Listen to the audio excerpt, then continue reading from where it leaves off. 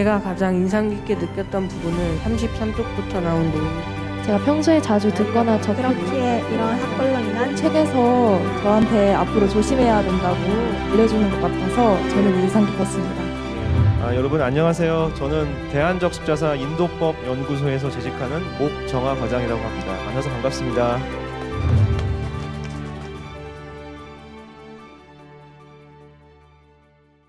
평화의 도시 제주도에서 이렇게 뜻깊은 자리에 제가 함께할 수 너무 영광이고요. 이 초대해 주신 제주지사 회장님 이하 관계자분들한테 다시 한번 감사 말씀드리겠습니다. 오늘은 차별 그리고 인도주의라는 주제로 저희 5사람이 이 차별에 대해서 한번 이야기를 나눠보려고 하거든요. 시청하시는 우리 단원분들 그리고 회원분들 또 RCY 선생님들이나 우리 직원분들도 저희끼리 이야기 나누는 거를 토대로 한번 우리가 사용하고 있는 그런 언어적인 차별이라든지 그런 부분에 대해서 생각을 해봤으면 좋겠습니다. 저희가 이제 전체적인 맥락과 흐름을 좀 이해하는 차원에서 간단하게 인도주의에 대해서 설명을 좀 드리겠습니다. 인도주의라는 이 네 글자는요, 우리가 RCY 활동을 하면서 가장 많이 접하는 키워드라고 할 수 있는데요. 많이 들어보셨겠지만 짤막하게 한번 소개를 드려볼게요. 전쟁터에서 시작한 인도주의입니다. 뒤낭이라는 인물, 스위스 사람이 이탈리아의 독립전쟁을 목격을 하고 나서 참혹한 그 전쟁의 참상을 낱낱이 기록을 한 그 작품이 1862년에 나온 솔페리노의 해상이죠. 이 솔페리노 해상 그 다음 해인 1863년에 국제적십자위원회가 만들어졌고 또 이듬해인 제네바 협약이 체결됐습니다. 여기서 특히 이제 중요한 부분은 제네바 협약이에요. 왜 그러냐면 전쟁이 나서 여러 가지 사상자가 많이 발생하고 또 그런 사상자를 구호 활동을 하는 데 있어서 그 사람들을 도와주고 보호하고 생명을 구호 활동을 해야 한다라는 그런 게 국가 간의 약속으로 정해졌다는 부분이 가장 중요한 부분이거든요. 그래서 이제 제네바 협약은 당시에 12개 나라가 협약에 가입을 했죠. 그래서 이제 근대 인도주의가 이때부터 시작했다라고 하는 굉장히 중요한 역사의 변곡점이 되는 부분이기도 합니다. 자, 그런데 인도주의가 전쟁만 해당되는 내용일까요? 그렇지 않습니다. 굉장히 이슈가 다양해지고 있어요. 자연 재난이라든지 또 이런 사회 재난이라든지 그다음에 기아, 배고프다는 게 우리한테는 익숙하지 않은 용어일지 모르지만 전 세계의 절반이 아직까지 이 기아에 허덕이고 있습니다. 그다음에 안전, 감염병, 국제 분쟁, 미얀마 민주화 사태라든지 이런 내전도 굉장히 많이 발생하고 있고요. 그다음에 가까이는 이 학교 폭력, 아동 학대, 그다음에 인권, 성평등 문제, 페미니즘이라고 요즘에 많이 하고 있는 이런 문제들이 많이 이슈화되고 있어요. 당연히 지금의 이 압도적인 인도주의 이슈는 여러분이 너무나 잘 알고 있는 우리의 일상을 지금 침범하고 있는 코로나19입니다. 기회 되시면 알베르 까미의 이 베스트라는 책을 한번 읽어보라고 꼭 권해드리고 싶습니다. 이 책은 지금 이 감염병과 코로나19의 이 상황하고 너무나 아주 흡사한 내용이고 굉장히 우리한테 많은 시사점을 제공하고 있는 책이거든요. 기회 되시면 꼭 한번 읽어보실 것을 권해드리고요. 오늘은 말씀드린 대로 차별에 대해서 이야기를 나눠보고자 하는데 어떤 책이 적절할지 제가 좀 찾다가 제주시가 매년 올해 도서를 선정을 하더라고요. 그래서 2021년도에 선정한 책이 왜요 그 말이 어때서요라는 책이었어요. 읽어보고 감명을 받았고 조금은 비슷한 내용인데 작년에 성인 분야에서는 제주시가 선량한 차별주의자라는 책을 선정했습니다. 그래서 제가 이제 이걸 보고 제주 시민들이 또 온라인 투표라든지 이런 걸 해서 제주시가 선정한 책인 걸로 알고 있어요. 그래서 굉장히 선견지명이 있다라고 좀 생각이 들었어요. 선량한 차별주의자는 말 자체가 굉장히 모순적이죠. 선량한데 차별주의자다. 굉장히 좀 모순적인 부분인데 이따가 잠깐 또 얘기를 나눠보도록 하겠습니다. 요즘에 요린이, 주린이 이런 말이 많이 좀 회자가 되더라고요. 근데 이런 말 혹시 들었을 때 좀 불편하지 않았나요? 어린이가 굉장히 미숙하다는 뜻으로 이런 언어가 많이 회자가 되는 것 같아요. 그래서 이런 부분에 대해서 한번 우리가 얘기를 나눠보겠습니다. 저희가 한 4가지 주제로 좀 얘기를 나눠보려고 하고요. 저희 5사람은 왜요 그 말이 어때서를 다 같이 읽었고 우리 대학생 우리 영지 회원님하고 저는 또 선량한 차별주의도 같이 읽었는데요. 이 네 가지 주제를 가지고 이야기를 한번 돌아가면서 좀 이야기를 나눠보겠습니다. 우리 돌아가면서 한 분씩 좀 소개를 해야 되겠네요, 그죠? 그러면 우리 효재님부터 좀 소개를 좀 해주시겠어요? 안녕하세요. 2021년도 어린이 적십자 협의회 회장을 맡은 송당초등학교 6학년 김효재입니다. 저는 왜요 그 말이 어때서요? 라는 책을 읽고 제가 기존에 무심코 행했던 말과 행동에 대해 다시 한번 돌이켜보는 시간이 되었습니다. 제 자신이 어떻게 생각이 변화되었는지 여러분들께 차근차근 얘기해 보려 합니다. 기대해 주세요. 우리 채원님. 안녕하세요. 저는 2021년도 청소년 적십자 협의회 중등부 회장을 맡고 있는 한라중학교 3학년 유채원입니다. 그다음 우리 지민님. 안녕하세요. 저는 제주대학교 사범대학 부설고등학교 RCY 단장을 맡고 있는 사대부고 2학년 김지민입니다. 우리 영지님. 네, 안녕하세요. 저는 제주한라대학교 RCY에서 활동하고 있는 한라대학교 간호학과 1학년 고영지입니다. 네, 저희 5사람이 이 네 가지의 카테고리로요 좀 이야기를 나눠보겠습니다. 이 시청하시는 우리 단원님들, 회원님들, 또 선생님들과 우리 직원분들도 이 주제에 대해서 생각을 해볼 수 있었으면 좋겠습니다. 자, 본격적으로 이야기를 나눠보겠는데요. 첫 번째 이야기 나눌 거리는 저희 5사람이 왜요 그 말이 어때서요를 다 같이 읽었는데요. 책에서 감명 깊게 읽었던 부분을 소개를 해주시고 그 부분이 왜 감명을 받았는지를 한번 얘기를 해보시죠. 우리 효재님부터 한번 이야기를 해보시겠어요? 제가 가장 인상 깊게 느꼈던 부분은 33쪽부터 나온 노인 비하입니다. 나이가 많으신 노인분들을 저희 나라를 이렇게 발전에 도움을 주신 장본인이며 한동안은 우리나라를 위해 헌신하신 분들이실 텐데 예를 들어 틀딱처럼 노인분들을 비하하는 것은 정말 잘못된 것인데 그런 비하가 사회에서 많이 사용되고 있다는 것이 충격적이었습니다.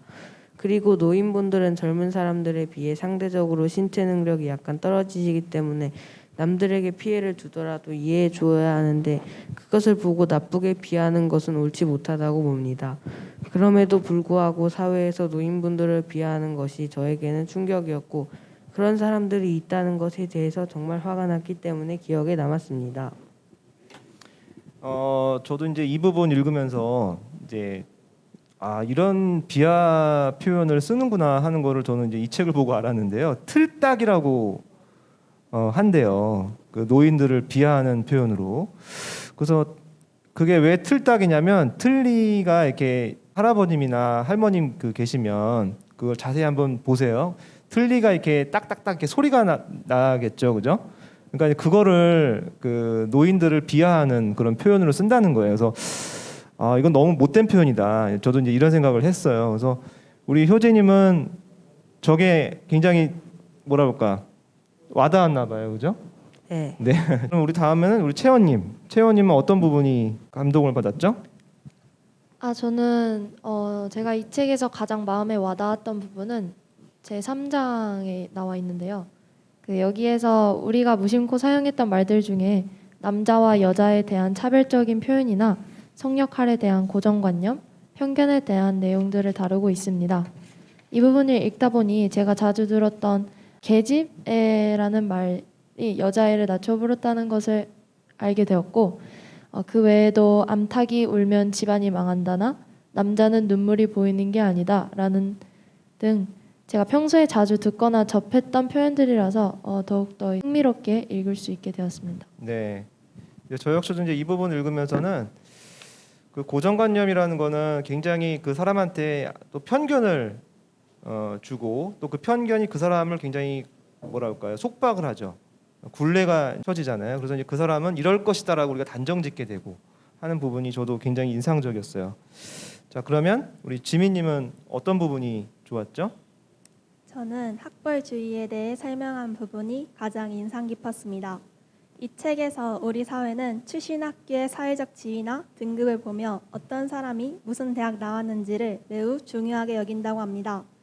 그러면서 지역에 소재하는 듣도 보도 못한 잡스러운 대학의 줄임말인 쥐잡대라는 말이 온라인 커뮤니티상에서 사용되기 시작했고 인서울 아니면 이미 인생의 실패자라는 관념이 저마다 자리 잡게 되었습니다. 저희는 고등학생이기에 어느 대학에 가야 할지 많은 고민을 하고 있는데요. 각 대학마다 사람들이 어떤 시선으로 저희를 바라볼지 먼저 생각하게 되었고 낮은 과에 가더라도 잘 알려진 대학에 가는 게 낫지 않을까라는 생각도 들게 되었습니다. 그렇기에 이런 학벌로 인한 차별에 대해 설명한 부분을 읽으며 많은 생각이 들게 되었고 가장 공감되었습니다. 네, 이것도 역시 굉장히 우리 사회에서 많이 이제 회자되는 내용 중에 하나인데, 제가 봤을 때 이 사안의 가장 문제는 뭐냐면, 만약에 우리가 대학 시험을 봐서 내 옆에 있는 친구는 소위 말해서 이제 이름만 들어도 알 수 있는 좋은 대학을 가고 나는 좀 그거보다 못한 학교를 간다고 가정했을 때 내가 그 차별을 내면화한다는 게 굉장히 크다는 거죠. 그러니까는 이게 무슨 얘기냐?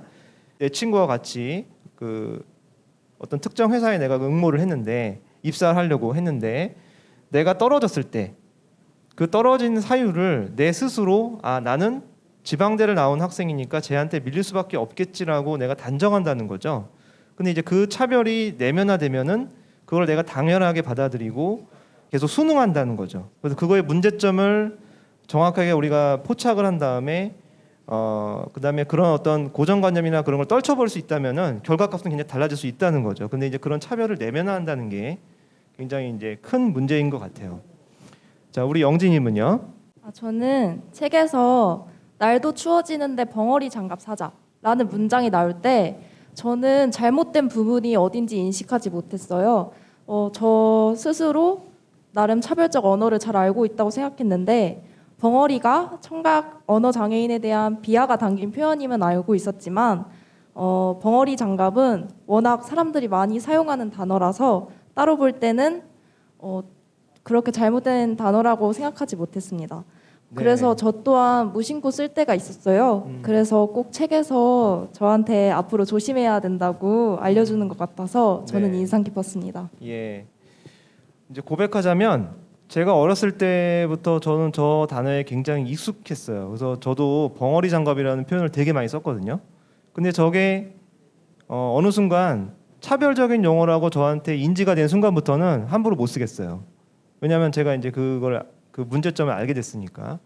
그래서 벙어리 장갑이라는 표현 대신에 요즘에 제가 찾아보니까 손장갑, 손 모양 장갑 이런 표현을 쓴대요. 그래서 우리가 뒤에서 또 얘기를 나누겠지만 어떤 언어가 적절한 표현인지는 우리 스스로가 좀 찾으려는 노력을 좀 해야 될 것 같고요.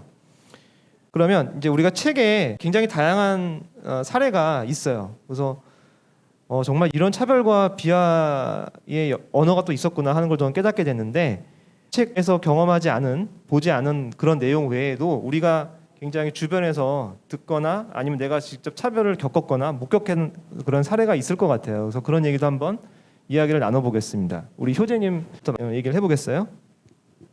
저는 제가 겪었던 경험담을 말씀드리고 싶습니다.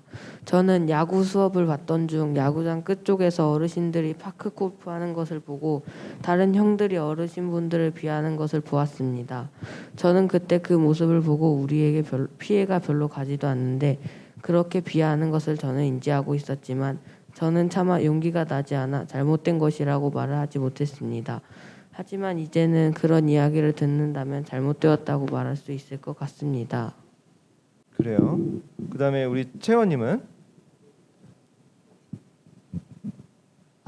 저는 가끔 제 할아버지께서 뭐 얌전히 놀아라라고 말씀하시거나 소파에 있을 때 털썩 앉지 말고 여자니까 다소곳 앉아라라고 하시기도 하는데 또한 뭐 제 남동생이 이제 작은 인형을 수집하는 거를 좋아하는데 부모님께서는 가끔 동생에게 남자가 무슨 인형을 가지고 노냐라는 식으로 말하시고는 하는데 이런 말들이 돌이켜 생각해 보니 남녀 성 역할에 대한 고정관념이나 편견이라고 생각해 보았습니다. 그리고 저는 분홍색보다 파란색을 더 좋아하고 얌전히 다소곳 앉아 있는 것보단 씩씩함이 제 성격인데 여자가 그러면 안 된다라는 말을 들을 때마다 괜히 기가 죽고 위축되는 느낌이 들고는 하였습니다. 네, 이것도 굉장히 우리 삶을 지배하는, 알게 모르게 우리 의식을 지배하는 고정관념인 것 같아요. 저도 이제 집에서 아들 하나, 딸 하나가 있는데 저도 무의식적으로 아들한테는 자동차를 사주고 딸한테는 인형을 사주는 그런 뭐랄까요, 습관이 있는 것 같아요. 근데 꼭 그래야 된다는 이유는 없잖아요, 그죠?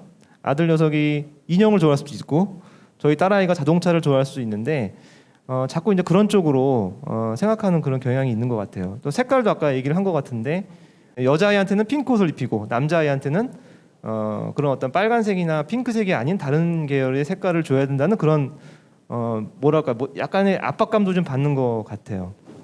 네, 좋은 사례이죠. 그다음 우리 지민님은? 저는 제가 들었던 이야기를 하려고 하는데요. 제가 중학생 때 교환학생으로 다른 나라에 갔던 친구가 있었는데 그 당시 처음에는 친구가 못 알아듣게 그곳의 언어로 여러 비속어를 포함한 차별의 말을 했다고 합니다. 그 친구는 다른 나라에서 태어났다는 이유만으로 차별을 받는 것이 매우 속상했고 힘들었다고 하는데요. 또 요즘 코로나로 인해 아시아계 사람들을 대상으로 온라인에서의 혐오 댓글, 언어 폭력 등의 모욕적 행위와 범죄 행위가 급증하고 있습니다. 이러한 인종으로 인한 혐오 범죄는 심각성이 커지고 당사자가 받는 피해가 늘어나고 있기에 인간은 존엄과 권리를 지니고 자유롭고 평등하게 태어났다라는 인간의 기본 원칙을 되새기며 우리 사회에 인종차별은 없는지에 대해 사회 구성원 모두가 되돌아봤으면 합니다. 그렇죠. 근데 이 부분도 굉장히 생각해볼 부분이에요. 동남아 사람들은 우리가 차별을 하는데 상대적으로 서구 사람들, 뭐 미국인이라든지 저쪽 유럽 사람들에 대해서는 우리가 차별하지 않아요. 그 사람들은 우리가 또 우대해요. 근데 그러면서 동남아 사람들이라든지 우리보다 조금 못 살 것 같다라고 생각하는 사람들한테는 우리가 굉장히 함부로 대하죠. 사실은 되게 생각해볼 주제인 것 같아요. 자, 영진님은요? 저는 제가 직접 목격한 일인데요. 친구가 스트레스 받았던 일을 설명해 주다가 PTSD 온다 라는 말을 한 적이 있어요. 이 말은 스트레스 온다, 정신병 온다 라고 해석되는데 종종 인터넷 커뮤니티에서 보이기도 해요. PTSD라는 단어는 외상 후 스트레스 장애 약어를 일컫는 말인데요. 친구가 이 말을 쓴 이유는 단지 사람들이 쓰는 말장난이었기 때문이에요. 책을 읽고 제가 그때 상황을 곰곰이 다시 생각해 보니까 그 병을 앓고 있는 환자분들의 고통은 무시하고 언어 유희라는 변명 하에 사용하는 것으로 저는 느꼈어요. 다시 생각해 보면은 당시에 친구한테 잘못된 표현이라고 말해주지 못해서 제 자신이 조금 한심스러웠던 상황이었던 것 같습니다. 네. 또 이제 고백하자면 저도 이제 친구들이나 이런 그 가까이 있는 사람한테 얘기를 할 때 결정 장애가 있다고 전 얘기를 많이 했던 것 같아요. 결정 장애. 그러니까 그 뜻은 이제 결정하기가 어렵다 하는 뜻인데 꼭 거기다가 왜 장애라는 그 용어를 붙여야 되냐는 거죠. 만약에 나랑 대화하는 그 상대자가 장애인이라면 굉장히 그건 기분 나쁜 얘기인 거죠, 그죠? 그래요. 저도 한 가지 소개를 해드릴게요. 여기 우리 친구들은 이제 10대에서 이제 20대 젊은 친구들이고 저는 이제 40대 중년인데 여기 이제 뒤에 봉사원님도 계시지만은 아마 잘 아실 거라고 생각하는데 제가 어렸을 때만 해도요 여성 운전자가 그렇게 많지 않았어요. 근데 제가 경험했던 건 뭐냐면 버스 기사 아저씨가 갑자기 이제 어느 여성 운전자가 차를 갑자기 본인의 그 차 앞에다가 확 들어오신 거예요. 그랬더니 이제 버스 기사 아저씨가 많이 화가 나셨나 봐요. 그랬더니 창문을 열고 그 여성 기사한테 뭐라 그랬냐? 집에 가서 애나 보라고 그랬어요. 집에 가서 애나 보라고. 근데 그때는 별로 제가 뭐 그걸 심각하게 안 받아들였던 것 같아요. 근데 이제 요즘에 제가 토요일마다 아이들하고 같이 제가 지내요. 집사람이 토요일만 일을 하는 사람이라서 그래서 자연스럽게 제가 토요일날 육아를 맡게 됐거든요. 근데 제가 느낀 건 뭐냐? 육아가 정말 힘들고 어렵구나라는 거를 조금이나마 제가 느끼고 있어요. 그래서 제가 그때 그 버스 기사 아저씨가 집에 가서 애나 보라는 그 말이 정말 심각한 욕이구나 이거는. 그분은 집에서 아마 같이 육아를 안 해보신 분일 거예요. 그게 얼마나 힘든 일인지 모르시는 거죠. 그러니까 우리가 정말 이렇게 함부로 내뱉는 그런 말이 어떤 누군가한테는 굉장히 큰 상처가 될 수 있다는 거죠. 자, 그다음 우리 이제 3번 주제로 한번 가볼게요. 왜 사람들이 이런 차별적인 언어를 쓸까요? 한번 생각해봤으면 좋겠어요. 왜 이런 차별적인 언어를 쓰면서 나는 너하고 다르다라고 배제를 시킨다든지 왜 소외를 시키는 건지 우리가 왜 굳이 결정장애라는 말을 쓰는지 생각해봤으면 좋겠어요. 우리가 일상생활에서 무심코 내뱉는 말인데 사람들은 왜 이런 걸 자꾸 쓰는 걸까? 그러면 우리 영진님부터 얘기할까? 저는 그런 차별적인 단어를 쓸 때 솔직히 그 단어의 뜻을 전혀 모르는 것은 아니라고 생각해요. 대충 그 단어가 비하적인 의미를 가졌다는 것은 단어의 어감에서도 느낄 수 있고 딱 들으면 부정적인 단어구나 생각할 수 있다고 생각해요. 그래서 알고 있음에도 굳이 사용하는 것은 자신하고 비교해서 다른 사람들이 하등하다는 것을 무의식 중에 정의하면서 자신이 우월하다는 것을 큰 자각 없이 나타내는 거라고 생각합니다. 그러니까 내가 상대방보다 나는 더 나은 사람이고 상대방은 나보다 못한 사람이야라고 이제 구분짓는다는 거죠. 좋아요. 그다음에 우리 지민님. 저도 이러한 차별의 원인을 우월성 이론으로 설명하고 싶은데요. 다른 사람과 비교해서 자신이 더 낫다는 생각을 하게 되고 누군가를 비하는 유머를 던질 때 그 대상보다 자신이 더 우월하다고 느끼기 때문입니다. 또한 누군가 비하성 유머를 던질 때 차별을 가볍게 여겨도 된다는 분위기가 조성되어 차별을 지적하는 것이 점점 힘들어지고 사람들은 차별을 용인하게 된다고 생각합니다. 되게 공감되는 내용이에요. 저는 이제 지금 요즘엔 개그 프로그램을 잘 안 하네요. 그러고 보니 개그 콘서트 요즘에 안 하죠, 그죠? 근데 옛날부터 저는 보면서 좀 불편하게 생각되는 건 뭐냐면 꼭 여성분들은 뚱뚱하고 못생겼다고 할 수 있는 그 여성분들은 꼭 그렇게 희화화해서 자꾸 이제 하더라고요. 굉장히 그거는 좀 많은 뭐라 그럴까요? 혐오와 고정관념을 입히는 그런 것 같아요. 그래서 되게 그 부분은 굉장히 좀 잘못된 것 같아요. 우리 채원님은요? 저는 내가 내뱉은 말은 나의 사고방식이며 제 그 마음의 표현을 한다고 생각을 합니다. 근데 우리가 말을 할 때 자기 기분만 전달하려고 하지 상대방의 입장을 고려하지 않는 경우가 많은 것 같습니다. 차별적 언어를 사용해서 상대방보다 내가 더 세다, 우월감을 느끼려고 하거나 이제 반대로 상대방을 놀리거나 비하하려고 할 때도 이러한 차별적인 언어를 사용한다고 생각합니다. 맞아요. 자, 우리 효재님 마이크 이제 괜찮아요? 저는 단순히 자기 자신과 다르기 때문이라고 생각합니다. 자기 자신과 다른 사람이 서로 다른 부분이 있다면 신기해할 수도 있고 무서워할 수도 있습니다. 서로 다르면 거부감이 느껴지면서 자연스럽게 차별적 언어를 사용하고 비슷한 사람끼리 모여 구분할 것입니다. 또 자신에게 이로움을 주는 사람과 해로움을 주는 사람들로 구분하고 차별할 수 있습니다. 제가 조금 이제 보충 설명을 하자면 여기 우리 대학 RC와 회원들 여기 많이 앉아 계시는데 꼭 기회가 되면 이 선량한 차별주의자라는 책을 꼭 한번 읽어보셨으면 좋겠어요. 이 책에 나와 있는 내용을 좀 소개하는 걸로 저는 답변을 대신하겠습니다. 인간의 본성에 가깝대요. 이렇게 범주화하는 게요.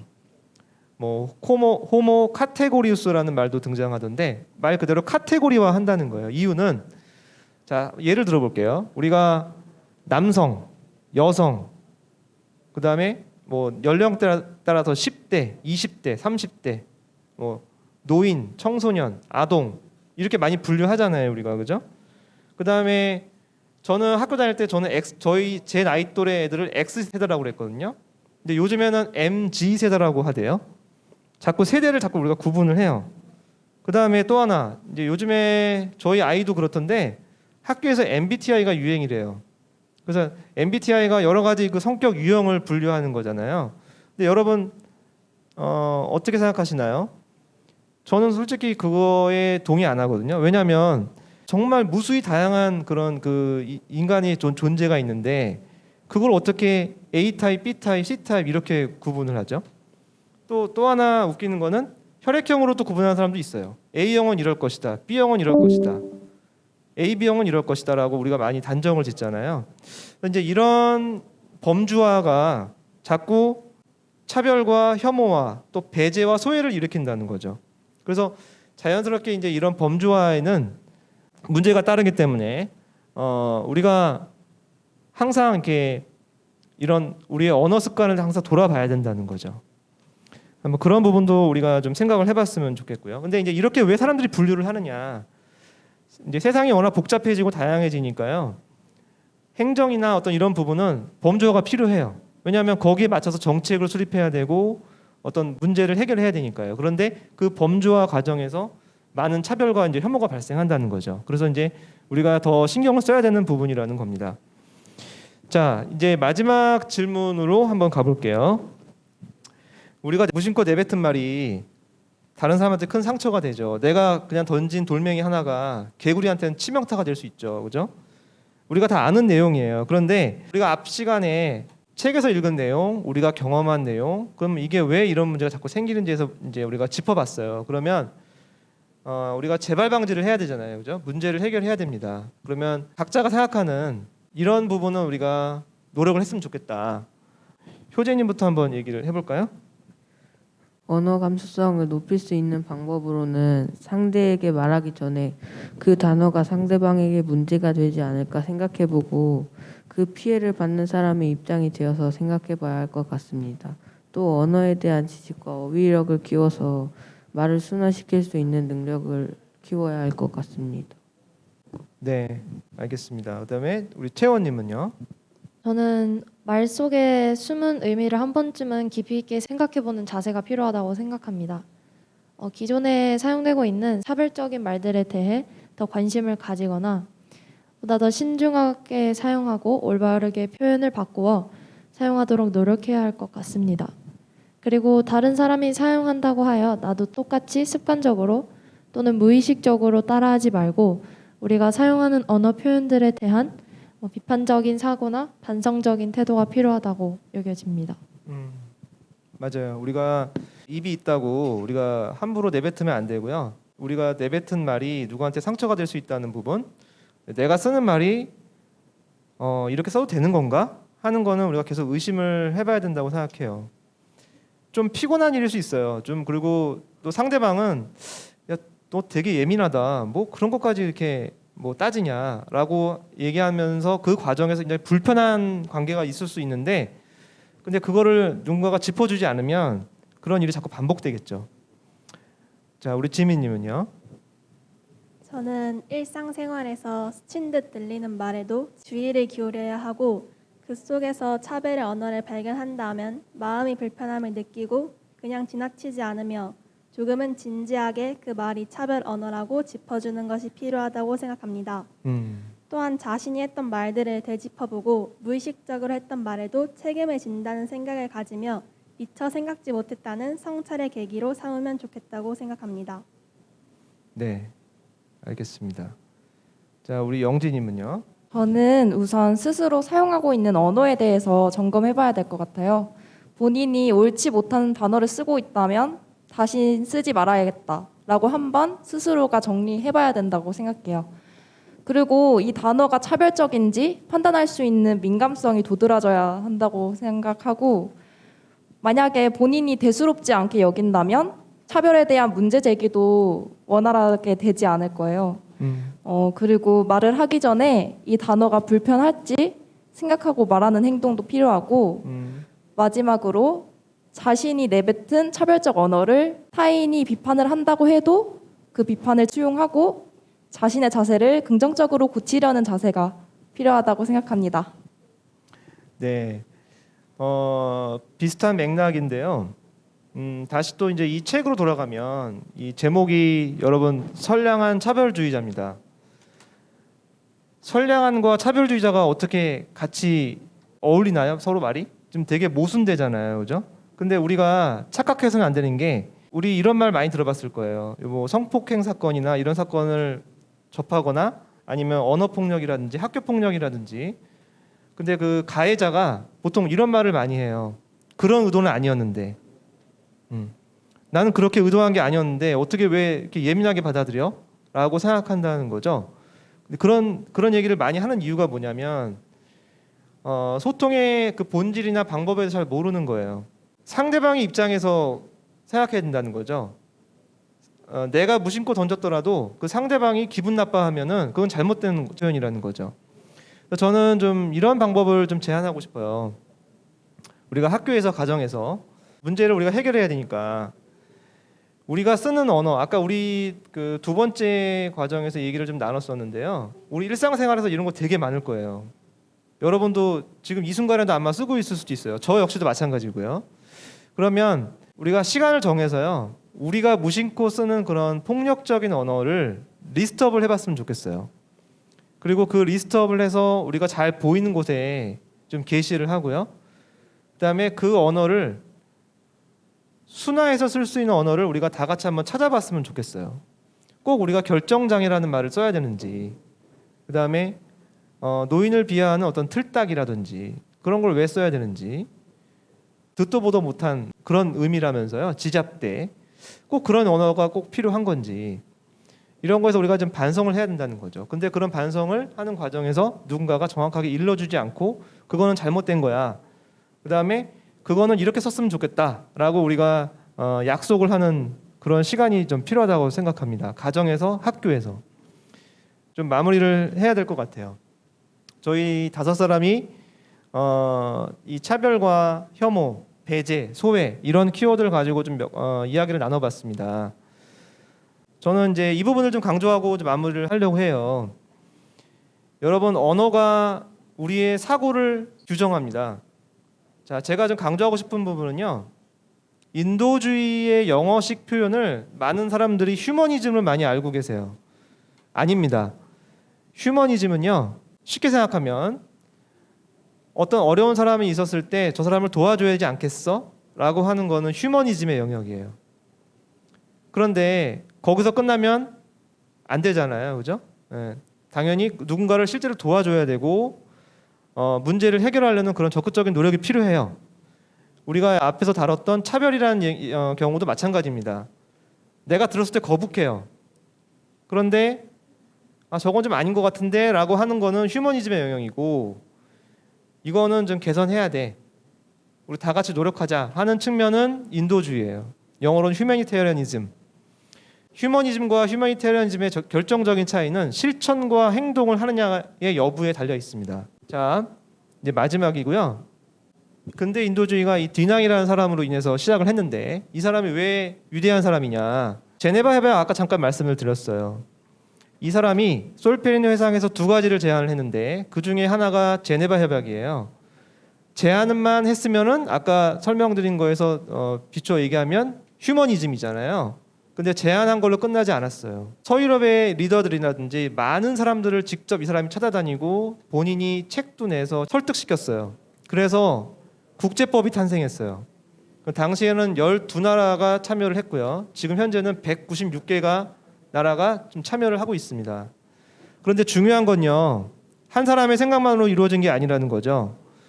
이 사람이 이거를 하기 위해서 많은 노력을 하는 과정에 많은 조력자가 있었다는 겁니다. 기부자, 봉사자, 그다음에 사회 지도층 인사들이 이 사람의 생각에 공감했고 지지해줬어요. 그래서 이 근대 인도주의가 탄생한 거거든요. 어려운 말로 집단지성이라고 합니다. 우리가 이 차별과 혐오를 없애기 위해서는요. 여러분들이 다 같이 힘을 실어줘야 돼요. 문제가 있는 것에 대해서는 적극적으로 알리고 해결해야 된다는 거죠. 집단지성의 힘이 필요합니다.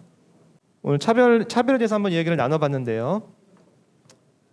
짧게나마 우리가 이 문제에 대해서 한번 인지를 하고 다시 한번 재발 방지할 수 있는 시간이 될 수 있기를 기대하면서 오늘 시간을 마치겠습니다. 참여한 우리 네 친구들한테 다시 한번 감사드리고요. 한번 기회 될 때 이 책을 꼭 한번 읽어보셨으면 좋겠습니다. 이상 마치겠습니다. 감사합니다.